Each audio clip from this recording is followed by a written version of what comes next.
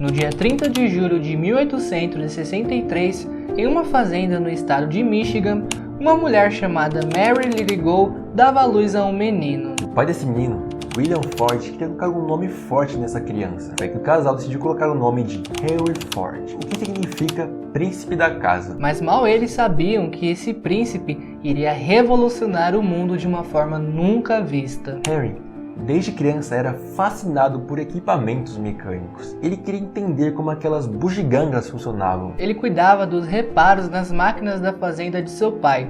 E não só isso, ele também atendia aos fazendeiros vizinhos. E nem sequer tinha interesse no pagamento de seus trabalhos. Ele simplesmente tinha uma grande curiosidade de como aquelas coisas funcionavam mecanicamente. Foi aí que, aos 15 anos, o Ford ganhou um relógio de presente do pai. E a curiosidade pelo equipamento aumentou ainda mais. Ele já sabia o que queria seguir. E não era assumir a fazenda de seus pais, mas sim seguir aprendendo sobre mecânica. Assim, em 1879, ele se mudou para Detroit. E lá arrumou um emprego como aprendiz na James Flower and Brothers Machine. Depois de um ano, Ford passou a trabalhar na Detroit Dry Dock. Em poucos anos, ele trabalhou em muitas empresas, todas com o mesmo ramo de mecânica. Tudo porque Ford buscava mais conhecimento. Ele era obcecado por isso e não ligava de trabalhar horas e horas para adquirir esse conhecimento. Depois de adquirir esse conhecimento, Ford voltou para Michigan e lá começou a trabalhar na Westinghouse Engine, empresa de George Westinghouse. Nessa empresa ele teve seu primeiro contato com o motor de combustão interna Otto, em 1885, quando o reparou e aproveitou para estudá-lo intensamente. Porém,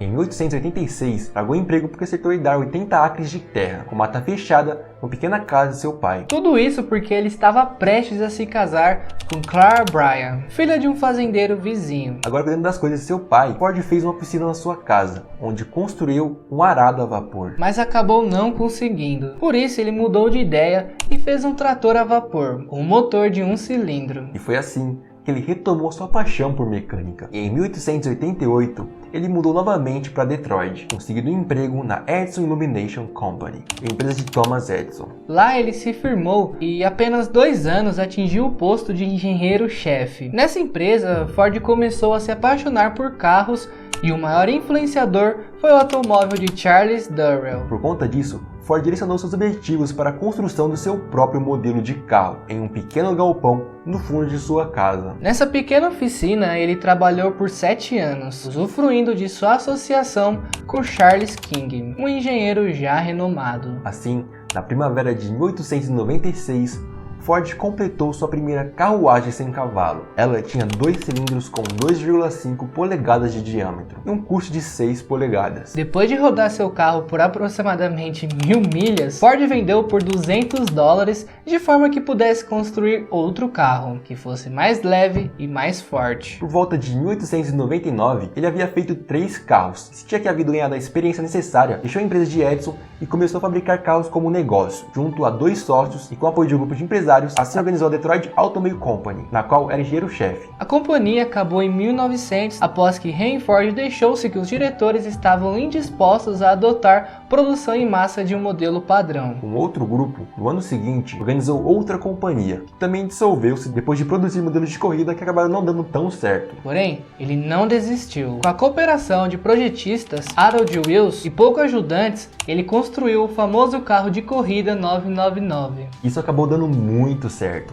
Foi graças a ele que Ford conseguiu seu verdadeiro objetivo, uma empresa que seguisse seu modelo de produção. Que era dar like aqui nos nossos vídeos e também se inscrever, porque assim eles e vocês podem receber mais vídeos como esses. O outro objetivo de Ford foi cumprido no dia 16 de junho de 1903, quando nascia a Ford Motor Company. O primeiro carro produzido pela nova companhia demorou 1 mês para ser vendido, mas a partir daí, tanto os pedidos quanto a produção aumentaram rapidamente. Eram produzidos 1.708 veículos e vendidos a $850 cada. Assim, no período de 1 ano, foram vendidos mais de 5.000 veículos. Em 1905, Ford e seu sócio Mal Conson, apesar de concordarem que a companhia deveria concentrar suas atenções em um único modelo, divergiram sobre qual modelo deveria ser produzido. Mal Conson defendia um modelo mais caro, enquanto Ford achava que um modelo simples seria mais interessante para os negócios. Essas divergências levaram Ford a assumir a presidência em 1906 e foi aí que ele decidiu executar sua ideia. Desde o início, Ford desejava construir um carro que custasse $500 ou menos, mas isso não deu nada certo. O modelo K foi uma decepção nas vendas. Por isso, nos anos de 1906 e 7, ele implementou na companhia a política de produzir um carro padronizado e relativamente barato, necessitasse de um mínimo de cuidado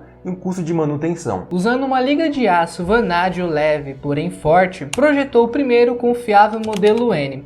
Porém, ele não sabia que podia melhorar. Inspirado no Taylorismo, Ford criou um método que consistia em especializar os operários em poucas funções. Com isso, o chassi do automóvel passava sobre uma esteira, enquanto os trabalhadores colocavam os componentes. Os operários não precisavam se deslocar para a ação de instalação de peças em um automóvel. Eles ficavam prontos em poucas horas. A esse primeiro projeto foi dado o nome de Modelo T, que no Brasil foi batizado de Ford Bigode. E a partir desse momento, surge o famoso Fordismo, onde ficou muito conhecido pelo cliente pode ter o carro pintado da cor que quiser, contando que seja preto. A fábrica de Ford formulou planos para fabricação em quantidades, até então impensáveis. Durante 1912 e 14, foram instalados métodos de produção em massa, incluindo as linhas de montagem de movimento contínuo, e com isso foi possível montar um carro a cada 93 minutos. Em 1915, já havia 1 milhão de modelos T fabricados. O carro tinha demanda contínua e antes de 1925, as vendas anuais atingiram 100 milhões de dólares. Ford, além de produzir muitos carros, ele mudou completamente a economia dos Estados Unidos. Em janeiro de 1914,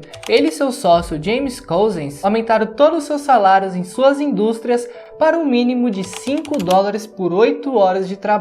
A média até então era de $2,40 por 9 horas de trabalho. Isso tudo provocou rápida mudança na economia, pois serviu como incentivo até então desconhecido aos funcionários. O índice de retrabalho diminuiu sensivelmente, assim como horas improdutivas. Graças a isso, o aumento da produção e das vendas, o preço do modelo T caiu de $950 em 1909 para $295 em 1922, e a ameaça de 15 milhões de unidades produzidas foi atingida em 1927. Ford conseguiu deixar a produção tão eficiente que em 1925 era montado um carro a cada 15 segundos. Mas ele não focou só nisso. No mesmo ano, a Ford já tinha suas próprias minas de ferro, carvão, fontes de madeira, suas próprias estradas de ferro e uma grande esquadra de barcos a vapor. É importante dizer que todos operavam seguindo os princípios do Fordismo: salários agradáveis, alta produção e baixos custos. Uma curiosidade sobre Ford é que no ano de 1918 ele se candidatou ao Senado norte-americano pelo Partido Democrata, mas acabou sendo derrotado por muito pouco por Truman Newberry. Desde então, nunca mais se envolveu com política. A Ford cresceu muito. Esse pico de produção foi denominado Ciclo de Prosperidade dos Estados Unidos, cujo impacto foi do American Way of Life, o estilo de vida americano. Porém, no ano de 1927, a fabricação do modelo T caiu bastante, porque os consumidores passaram a exigir não só a economia, mas também a velocidade e o estilo. Por isso, a Ford criou o modelo A, um carro que tinha um novo tipo de motor capaz de responder rapidamente e de manter velocidades entre 60 e 70 milhas por hora. Mas enquanto a Ford estava caindo, na metade do século XX, a General Motors Company vinha crescendo muito, inclusive chegou a superar a Ford. Enquanto Ford mudava para seu novo modelo, a General Motors já possuía 2/5 do volume de negócios de automóveis, proporção que continuava a crescer. E o problema não era só ela. Walter Chrysler, dono da Dodge Automobile, tornou-se competidor destacado, particularmente depois de introduzir o modelo de baixo custo Plymouth em 1931. Assim, foi necessário que novamente a Ford construísse em suas fábricas um outro modelo, o V8. Este encontrou boa resposta no mercado, atingindo 1/5 da produção norte-americana. Entretanto, esse modelo de luxo, o Lincoln, teve resultados decepcionantes. A Ford também foi um dos pioneiros na fabricação de motores aeronáuticos, construindo o motor Liberty na Primeira Guerra Mundial e um trimotor para aviões logo depois. Ele ajudou na Segunda Guerra, mesmo não querendo. A Ford Motor Company se deu o suporte que o governo precisava. Ele criou uma fábrica de aviões em Michigan. Henry Ford também teve grande influência aqui no Brasil, onde criou a Fordlândia, uma empresa para fabricação de pneus situada no estado do Amazonas, à margem do rio Tapajós, em terras cedidas pelo governo. A Companhia Ford Industrial do Brasil iniciou a derrubada de florestas em uma grande área para iniciar a cultura de um seringal para aumentar a produção de borracha. Na Fordlândia foi construída uma verdadeira cidade, com casas para instalar os operários,